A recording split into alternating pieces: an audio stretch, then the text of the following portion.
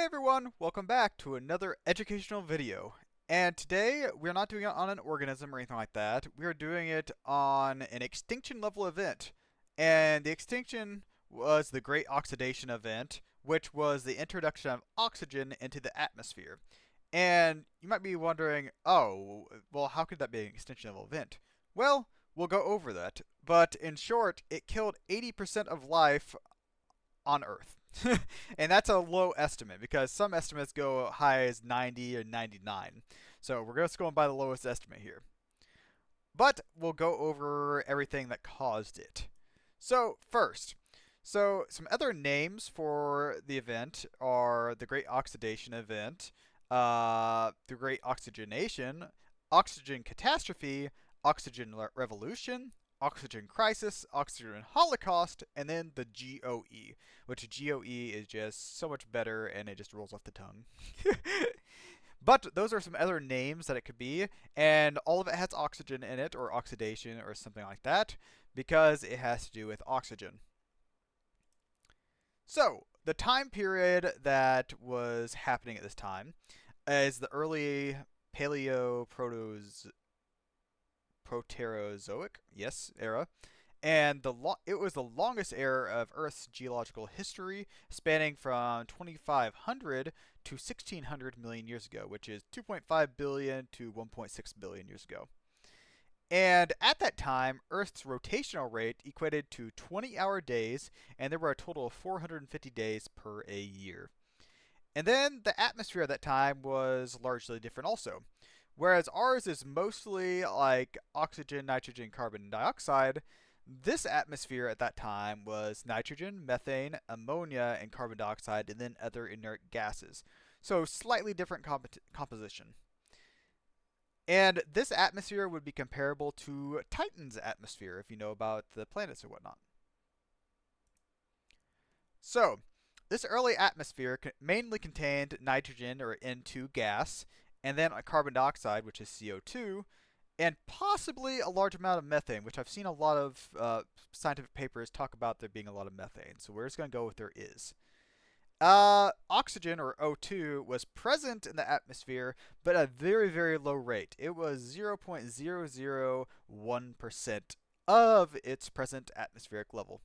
So, to give you an example, today's modern atmosphere contains an abundant amount of oxygen, nearly 21%. And I have a little stage graph here, and it shows the stages of Earth. So there's 1, 2, 3, 4, and 5. So stage 1 here is basically no oxygen or whatever. This would be the like 2.5 and back. And then after 2.5 to the 1.6 or whatnot, we get a little bit of oxygen being made. Just a little bit. You see the red graph there, red and green, slightly goes up. And then it just kind of stagnates. It does not go up very much at all. It kind of stays at the same level. And then a little bit after 1 billion years, it skyrockets. So we will go over why it stopped there and then why it skyrocketed pretty soon. But yeah, this is in billions of years right here, GA. So when you look at the 3, 2, and 1, just know that's billions of years. So, in this time, before there was a ton amount of oxygen, there was just a 0.001%, almost all existing life forms were single-celled, prokaryotic, anaerobic organisms. And that means they did not use oxygen. Or they also could not live in oxygen, some of them.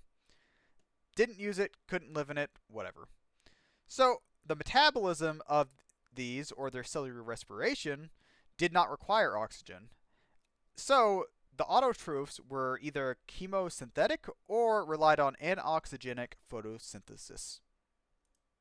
So, these anaerobic organisms, or anaerobes as they're sometimes called, is any organism that does not require molecular oxygen for growth.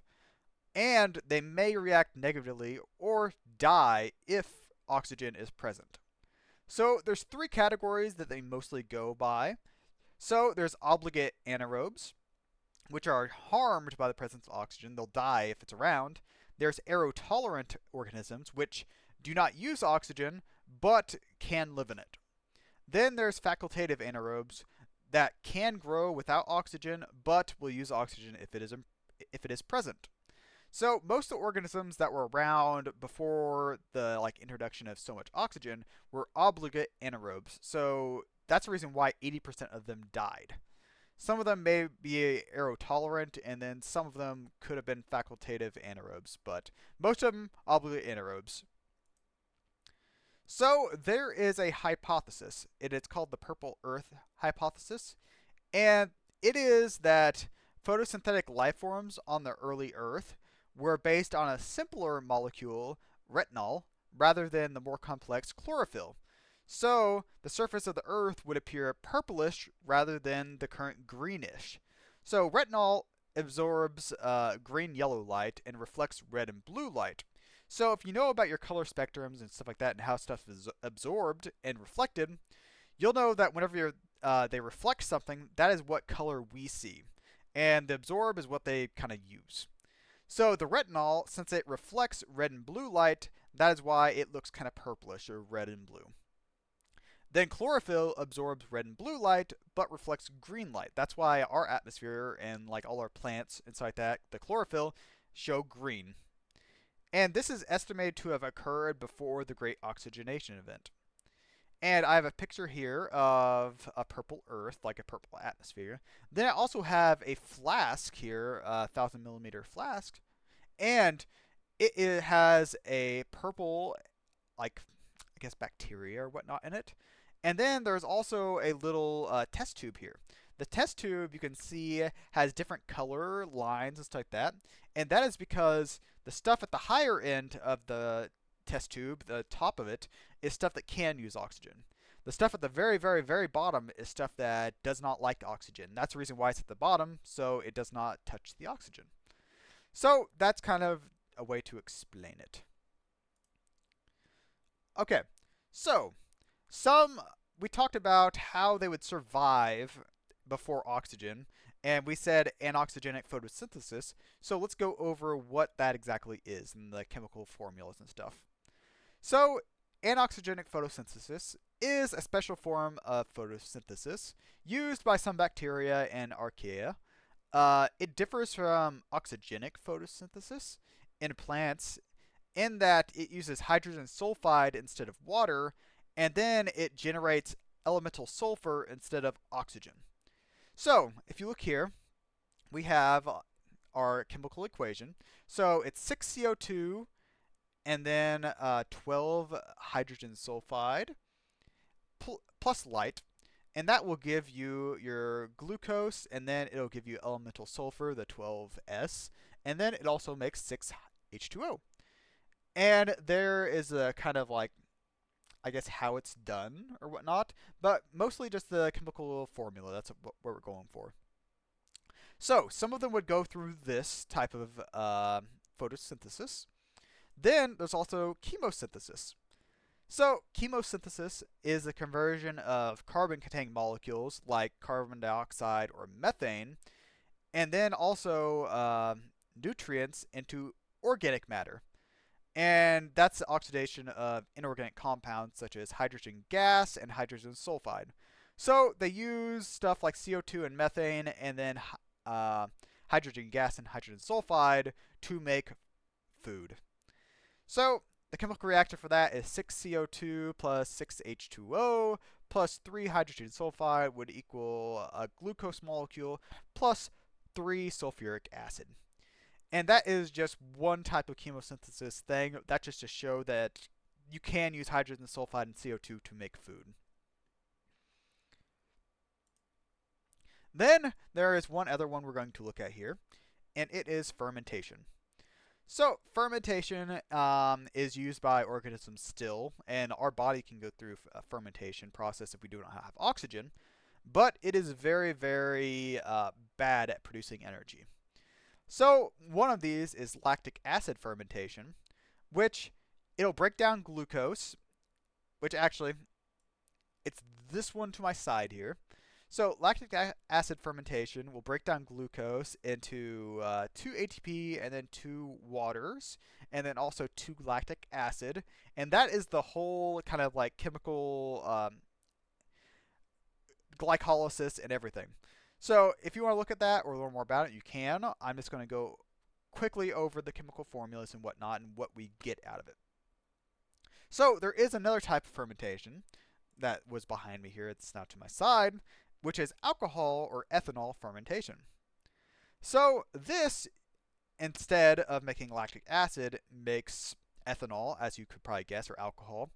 So it'll break down the glucose into 2 ethanol, and then also it'll make CO2, 2 ATP, and 2 water. So it just has one short little reaction that turns the pyruvate to ethanol. So not very much difference other than the end sample is either lactic acid or it's ethanol alcohol. So that is one thing you can do. And if you watched any of my other videos, I did talk about lactic acid fermentation when I talked about brumation and stuff like that in reptiles, whenever turtles. Because us, whenever we go through fermentation or whatever, lactic acid builds up and then it makes our muscles hurt. So whenever turtles go into their brumation or whatever hibernation, they will use their shell that is made of like calcium carbonate and stuff like that to counteract the lactic acid so that they do not have the same after effects. So pretty cool. So go back and look at my hibernation video if you want to. So what was the cause of the Great Oxidation Event, or the GOE? Well, it's thought to be cyanobacteria. So cyanobacteria, or a common name for them, is blue-green algae, even though they are not scientifically classified as algae. They are thought to have originated in freshwater or terrestrial environments. And they are probably the most numerous taxon to have ever existed on Earth, and the first organisms known to have produced oxygen. They converted the early oxygen-poor atmosphere, the 0.001%, into a reducing atmosphere into an oxidating one, causing the Great Oxidation Event, like we said. And still, about 25% of the global marine primary productivity is contributed to cyanobacteria in our modern world. And they also account for 20 to 30% of the photosynthesis on the planet today. So 20 to 30% of the oxygen you breathe today is made by cyanobacteria. And that is approximately. There could be more, could be less. Not all the air we make is made by just trees. And then, if you did not know what cyanobacteria or blue-green algae look like, here are some pictures. So before this, I knew about algae, okay? I knew about that on top of the like ponds and whatnot and the aquariums, but I did not know that it was exactly cyanobacteria. So here on my very far side, we have a pond. We have a pond here with some cyanobacteria on the top, and you've probably, if you've been to a pond or lake or something like that, you've probably seen this. I guarantee you've probably seen this. And then right above me here, we have an aquarium that has cyanobacteria or algae growing on it. And I'm sure if you have an aquarium, you've seen this. So that is it kind of gives you an idea of what they look like. And they're very, very, very numerous. If you've seen the top of a pond that has covered with this stuff, you understand why. So, why did oxygen kill off 80% of life? Well, oxidative stress. So this could get a little hard to understand because it's a lot of chemistry and stuff like that. But oxidative stress is basically the imbalance between reactive oxygen species and then the biological systems to detoxify them or repair the damage to them. So oxygen is very hard on a body and also on DNA because it reacts to everything.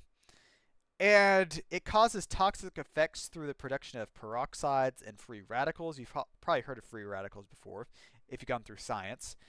And it damages components of cells. It also can cause base damage to your DNA strands and break DNA. Free radicals are an atom or molecule or ion that has at least one unpaired valence electron and is highly chemically reactive. And like we said, this is why it killed 80% of life on Earth. So these organisms, before oxygen, did not have to worry about all these free radicals and reactive oxygen species, and so they did not have the ability to repair themselves or protect themselves from these free radicals. So whenever these oxygens would enter them, it would break their DNA, it would damage their cell components, and it would end up killing them. So a little more about reactive oxygen species, or ROS. So these are highly reactive chemical forms of the diatomic oxygen O2, water, and hydrogen peroxides. They can cause irreversible damage to DNA as they oxidize and modify cell components, and then prevent them from performing their original functions. Oxygen toxicity can arise both from uncontrolled production and from the inefficient elimination of these ROS. So, yeah, kind of like we said before, it will cause base damage pairs to be damaged on DNA, and then it'll modify or just straight up destroy cell components, and then they cannot do what they originally intended on. And then I have some pictures here behind me of some of these oxygen species, or ROS. And we have a hydrogen bonding with an oxygen. We have an oxygen bonding with an oxygen. And then we have two oxygens bonded together with two hydrogens bonded together. And then also a nitrogen double bonded with an oxygen. And then we have their like ionic things where they have negatives, and -1, -2, and whatnot with them. But those are just some, I guess, ROS species that you can think of in your head. So, why exactly, when we looked at the stages, okay? Like, let me go back here. You can see that about 2.5 or 2,500 million years ago or whatever, or 2.5 billion years ago, oxygen started coming up, okay? Oxygen started being made really a lot more whenever the cyanobacteria finally came along and started making oxygen. And then it stops. So let's go over the reason why it stopped. So if we go back to our slide here, so methane and oxygen have a reaction that they can do together. Methane can combine with two oxygens to make CO2 and then two H2Os. And that is why I said that there was probably a lot of methane in the atmosphere earlier on, because that is one of the reasons why. Like, the O2 would have been instantly reacting with any of the methane that was in the atmosphere, making more CO2. And then that CO2 would have then needed to be broke down by the cyanobacteria. There is also other reactions that go on. So one of these it happens in the Earth's crust, or stuff that is in the Earth's crust. So before the oxygenation, continents were composed of rocks rich in magnesium and low in silica. But more importantly, those rocks contain a mineral called olivine. So olivine, when in contact with water, it initiates a chemical reaction that consumes the oxygen and locks it up inside of itself. So, without that mineral to react with water and consume oxygen, the gas was finally allowed to accumulate in the oceans and then eventually saturate the air and whatnot. So, before it actually got into the air, it was collected by the ocean, and then after the ocean was saturated, then it finally crossed into the atmosphere. So, let's look a little bit more into olivine. So olivine is the primary component of Earth's upper mantle, and it weathers very, very quickly. That is because of the oxygen. So we have a picture here above me of a crystalline form of olivine. And there is two types. So there's forastite, which is a magnesium form of it, and then phthalate, which is an iron form of it, or Fe. And the oxidation, I'm not going to go too far into it, but basically both forms, the magnesium and the iron form of it, the forastite and the phthalate, will combine with oxygen and then it locks up the oxygen. And there's the chemical reaction here to my side if you want to look at it more or if you want to learn more about it. But I'm not going to look too much into it because I'm not too into chemistry that much. It's alright, but I'm rather into the biological forms. So that is the olivine. So whenever the Earth's crust here, okay, this picture that's way above me here, the olivine would be in the Earth's crust, and the oxygen might not have been able to get to it, but the olivine could have went up one of the lava tubes or lava tubules, whatever you want to call them, in volcanoes.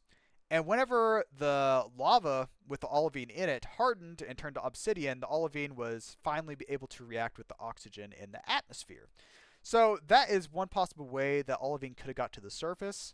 Also, there's, of course, cracks and stuff in the Earth's crust that could have led to olivine being able to react with oxygen in the atmosphere.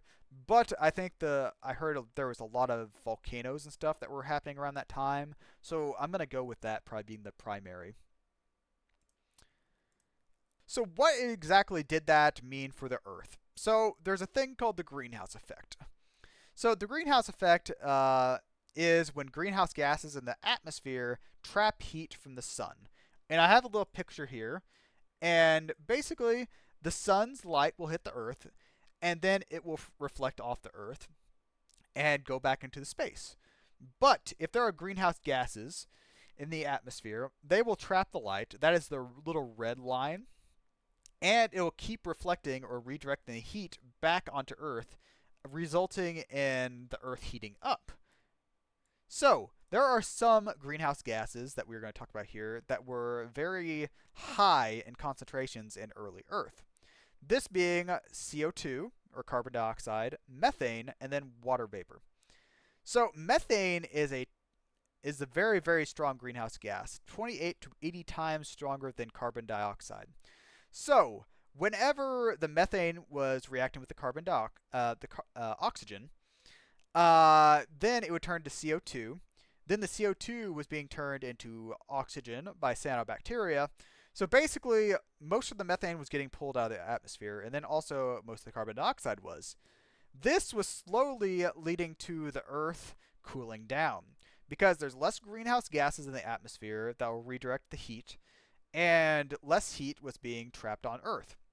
So, because of cyanobacteria getting rid of, creating oxygen, and that getting rid of the methane and carbon dioxide, this led to the Earth cooling down and led to an ice age, which leads to like a snowball Earth hypothesis that people have, but we're not going to get into that. So, just because these cyanobacteria here created oxygen, they killed 80% of life on Earth. Not because of them. I mean, it's not their fault. They were just living. But because of that, it killed 80% of life on Earth, and then ended up leading to an ice age. So that is the oxygen catastrophe or Great Oxidation Event, the GOE, whatever you want to call it. So I thought this was a very, very interesting, extinction level event, because most of the time people talk about the KT extinction, the one that killed the non-avian dinosaurs because of the asteroid and whatnot, which is a very, very interesting one I think of. But this one was one that killed off so many more organisms in life, because it killed 80% at a low end. And it changed the whole world, because without the oxygen that the cyanobacteria made, none of us or anything like that would have been around. And I don't think this one is talked about anywhere near enough. Because, even whenever I looked up, a list of extinction level events, stuff like that, this one was not on there. I think it was an optional kind of one. There's oh, it kind of is, or something like that. But I'm like, it very much is. So I hope you guys enjoyed learning about this. I enjoyed finally looking at this because I had heard of it. I kind of knew about it, but I had never actually gone into the chemistry of it or any of the extra stuff that you guys saw here. So I hope you guys learned something, kind of like I did, and I hope you enjoyed. I tried recording this video one other time, but I was kind of had allergies and my voice sounded terrible in it. So this is a second time recording it. But yeah. So I hope you enjoyed this educational video. Next month's video is going to be on another organism. I've started making it. It's not finished yet, but I have time. Uh, yeah. So hope you enjoyed. Thanks for watching again. It very means a lot. And I will see you guys in the next educational video next month. So bye.